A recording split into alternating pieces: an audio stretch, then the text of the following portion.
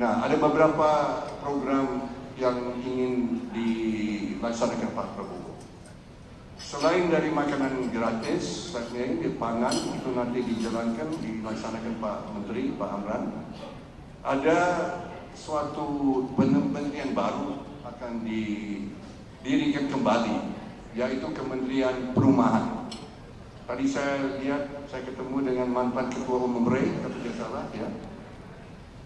Salah satu program yang Pak Prabowo ingin jalankan, karena ini program sangat serius. Menurut pemerintah, saat ini ada hampir 11 juta keluarga menunggu rumah layak huni.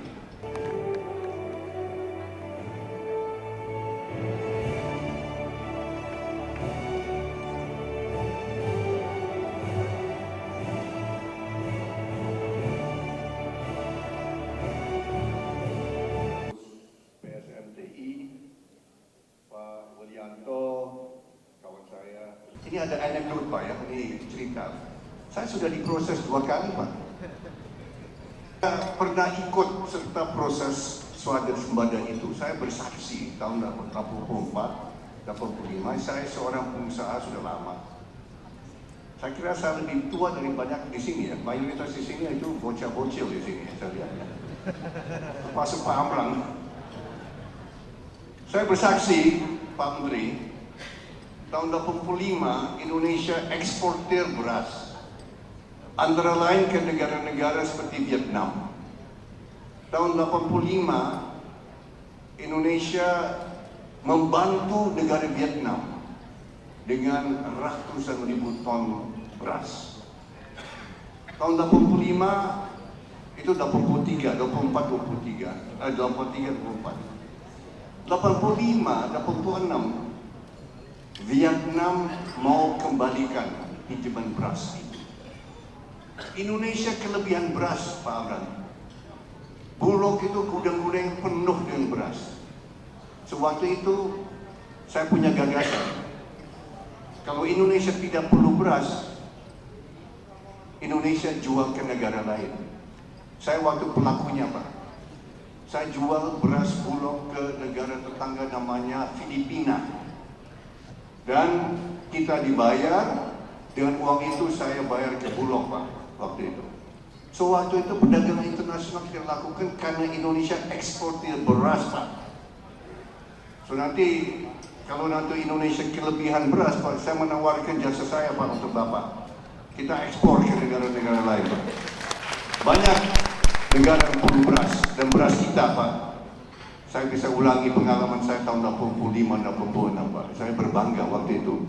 Pengusaha Indonesia ikut perdagangan internasional. Kita jual beras Indonesia dari Vietnam, kita jual ke Filipina. Uang kita kembalikan, saya bayar kembali ke Pak Busnanil Arifin waktu itu Pak. Itu pengalaman Pak. Dan waktu terbatas yang diberikan Pak Widianto, saya mau sampaikan kepada hadirin bahwa saya seperti Pak Amran, kami sangat optimis akan masa depan bangsa kita.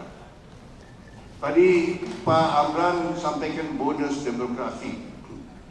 Nah, di sini masalah yang kita hadapi karena banyak rakyat kita kurang makan dan kurang gizi saat ini. Dan ini membahayakan masa depan kita. Ini menjadi landasan program dari Pak Prabowo yang namanya makanan bergizi gratis.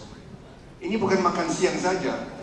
Ini adalah makan pagi, saraman pagi, dan makan siang. Dan hal ini sudah saya bicarakan sama kakak saya. Dia sampaikan gagasan ini tahun 2006, 18 tahun lalu. Ini gagasan beliau 18 tahun lalu. Belum ada Gerindra, Pak Menteri, belum ada Gerindra waktu itu. Pak Prabowo masih Dewan Pertimbangan Golkar, masalah. Tapi dia prihatin karena waktu itu ada data menunjukkan bahwa 30% anak-anak Indonesia di bawah umur 5 tahun menderita kondisi namanya stunting. Saya waktu itu tidak tahu itu stunting apa. Yang mengajarkan saya, menjadi guru saya mengenai masalah gizi dan stunting itu kakak saya, Prabowo Subianto, tahun 2006. Dan waktu itu dia punya ide, kita harus memberikan makanan yang bermutu kepada anak-anak kita untuk menghindari malapetaka bangsa, yaitu anak-anak masuk ke angkatan kerja dengan IQ rendah, IQ 70-72. Anak-anak yang mengalami stunting, kalau sudah jadi dewasa, mereka punya IQ 70-72, ibu-ibu, bapak-bapak. Itu yang dijadi masalah bangsa. 1 juta orang, tapi mutunya ya kasihan. Mereka di nasib mereka, kalau kita tidak bantu, kita nolong, itu jadi begitu. Manusia dengan IQ rendah. Nah, ini yang Prabowo ingin memperbaiki. Jangan sampai ini terlanjur. Saat ini menurut Kementerian Kesehatan, kalau tidak salah ya Pak Menteri, 24% anak-anak Indonesia stunting. Sempat naik tahun 2014 jadi 38%. Sekarang sudah ada perbaikan, tapi masih ada masalah serius. 24%. Presiden terpilih yang baru ingin kita kurangi, kalau bisa sampai 0% stunting di Indonesia. Maka perlu peningkatan produksi pangan yang tadi kita sudah lihat tadi Pak Amran. Ya. Saya bisa bersaksi bahwa Pak Amran, Pak Menteri ini adalah paling disayangi Pak Prabowo Subianto saat ini. Paling disayangi. Dan akan lebih banyak disayangi nanti kalau kita jadi pengekspor pangan Pak Amran, saya bisa katakan. Luar biasa, ini program luar biasa, kita dengan teknologi dan lain-lain luar biasa. Nah, ada beberapa secara singkat, secara ringkas saya mau sampaikan, karena saya lihat di sini ada banyak 80% ya pengusaha, ada juga anggota DPR, ya. Mungkin tanggal 1 ya akan dilantik bersama anak saya juga akan dilantik, insya Allah tanggal 1. Saya juga diundang, tapi disuruh duduk di luar Pak. Gak ada tempat untuk orang tua. Ya, gak ada tempat orang tua di dalam. Lantik itu khusus untuk DPR. Nah, ada beberapa program yang ingin dilaksanakan Pak Prabowo. Selain dari makanan gratis, di pangan itu nanti dilaksanakan Pak Menteri, Pak Amran. Ada suatu kementerian baru akan didirikan kembali, yaitu Kementerian Perumahan. Tadi saya lihat, saya ketemu dengan mantan Ketua Umum REI, kalau tidak salah ya. Salah satu program yang Pak Prabowo ingin jalankan, karena ini program sangat serius. Menurut pemerintah, saat ini ada hampir 11 juta keluarga menunggu rumah layak huni. Hampir 11, kalau tidak salah 10,7 juta. Itu menunggu, antrian Pak Menteri. Yang dilaksanakan sejak 10 tahun hanya 200.000 unit Pak Menteri. Ada setiap tahun 800.000 itu tumpuk terus sampai sekarang hampir 11 juta keluarga menunggu rumah layak huni. Di samping 10 juta itu, 11 juta itu, ada 27 juta rumah yang dianggap tidak layak huni. 27 juta. Berarti saat ini ada 37 juta keluarga yang menunggu atau memang pakai rumah tidak layak huni. Nah, kalau tidak layak huni berarti tidak sehat, karena tidak ada akses air bersih, tidak ada akses listrik yang cukup, banyak yang pakai lantai-lantai berupa tanah, itu banyak cacing-cacing. Ini bisa berakibat kepada anak-anak dengan stunting, karena stunting bukan hanya masalah gizi, tapi masalah lingkungan juga. Kalau anak-anak kecil kita minum air kotor dengan bakteri, dengan virus dan sebagainya bisa mengakibatkan diare dan sebagainya. Maka Pak Prabowo sudah putuskan program besar. Program besar ini 2 juta unit rumah di pedesaan setiap tahun dan 1 juta unit apartemen di perkotaan setiap tahun. Dan orang banyak yang skeptis, ragu-ragu, apa kita mampu dan sebagainya. Saya bisa katakan dalam hal ini kita mampu, dana akan ada, kita akan bangun. Saya berapa kali sudah keluar negeri, saya sudah 2 kali ke Beijing, kemarin saya pulang dari Qatar, ketemu dengan investor, ketemu dengan yang ingin berikan finance, dari China sudah siap, dari Timur sudah siap, banyak sudah mau bangun rumah-rumah untuk rakyat miskin kita. Karena ini bukan hanya amal saja tapi menguntungkan, tapi ini adalah untuk rakyat miskin kita. Terus ditanya bagaimana pengadaan lahan.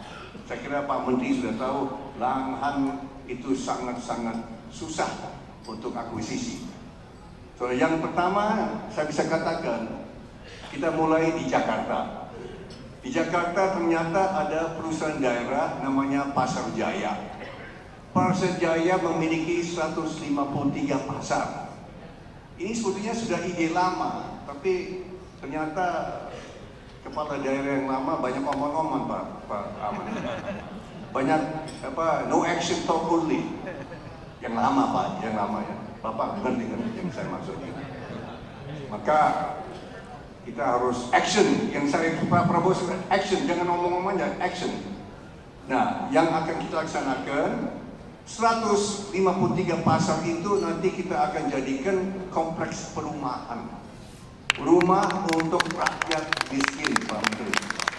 153 pasar, kita akan bangun 153 kompleks pasar-pasar itu di banyak. Nanti pasar-pasar itu nanti untuk pedagang kecil, menengah, dan koperasi itu nanti pakai tetap.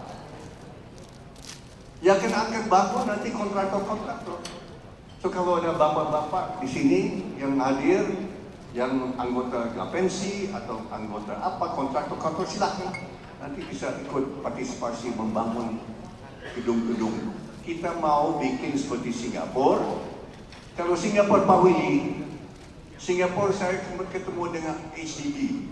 Saya pernah ketemu dengan HDB Singapura, pemerintah Singapura untuk bahas perumahan ini. Mereka baru selesaikan 1 juta unit apartemen baru tahun ini. Kita mau bangun 1 juta unit apartemen setiap tahun Pak Willy. Itu bedanya. Singapura 1 juta unit apartemen dalam 40 tahun pembangunan. Kita mau bikin 1 juta apartemen setiap tahun. Itu bedanya. Indonesia negara besar Bapak-Bapak Ibu-Ibu. Indonesia pasar besar. Pasar untuk bapak-bapak, ibu-ibu pengusaha. Ini saya amat yakin. Dan begini, kalau bapak-bapak, ibu-ibu lihat target Pak Prabowo itu 8% per tahun, saya bisa katakan itu target 8% minimal. Itu floor. Kita ingin di atas itu. Dan 8% itu, menurut tim transisi waktu menghitung, itu 8% itu di luar perumahan, Pak. Di luar perumahan.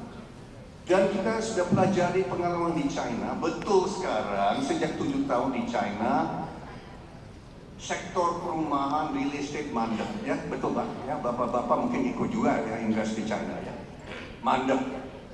Maka Indonesia akan jadi tempat untuk perumahan dan real estate. Kenapa? Karena saat ini Pak Menteri, saya baca dan saya lihat sudah pelajari, perumahan saat ini merupakan 14% dari GDP kita, Pak. Dengan pengalaman China pernah mencapai 25%, Pak. Perumahan itu 25% dari GDP China, Pak, selama 35 tahun, Pak. Dari zaman Deng Xiaoping yang saya kagumi, Pak Teguh. Saya paling kagum sama Deng Xiaoping. Prabowo juga kagum sekali sama Deng Xiaoping. Dan di tahun 82 dia mulai ya 82-83 mulai di Shenzhen dan di tempat-tempat lain, sampai 2017 pemerintah China 25% itu dari perumahan dan konstruksi. Indonesia sekarang 14%, Pak Menteri. Nah, dengan perumahan ini, program kita ini, kita ingin mencapai juga 25%. Maka kita sangat optimis kita bisa tambah 1% lagi dari perumahan dan konstruksi. So ini ke kawan-kawan yang ikut dalam perumahan real estate ini sangat kabar baik. Pemerintah akan betul-betul dengan mendirikan Kementerian Perumahan dengan Menteri Perumahan yang khusus menangani hal ini. So ini suatu hal dan saya bikin saya optimis. Ada juga program-program lain, misalnya penyebarluasan internet. Ini kita ingin internet sampai ke rumah-rumah orang miskin juga, bukan hanya orang kelas menengah ke atas. Ada program-program yang nanti, dan ini menurut McKinsey, konsultan internasional, McKinsey sudah menyatakan bahwa setiap 10% rumah tangga yang dapat akses ke internet murah, ini bisa menambah 0,7 sampai 1,3% GDP, Pak Menteri. So ini kalau kita tambah ini di atas perumahan dan 8%, saya kira kita sudah mendekati 10% growth setiap tahun, Pak. Dan saya yakin bisa 10-15 tahun kita bisa 10% ke atas itu. So, saya sangat optimis. Maaf, saya ditunggu cucu saya, Pak Beli, saya nggak bisa lama.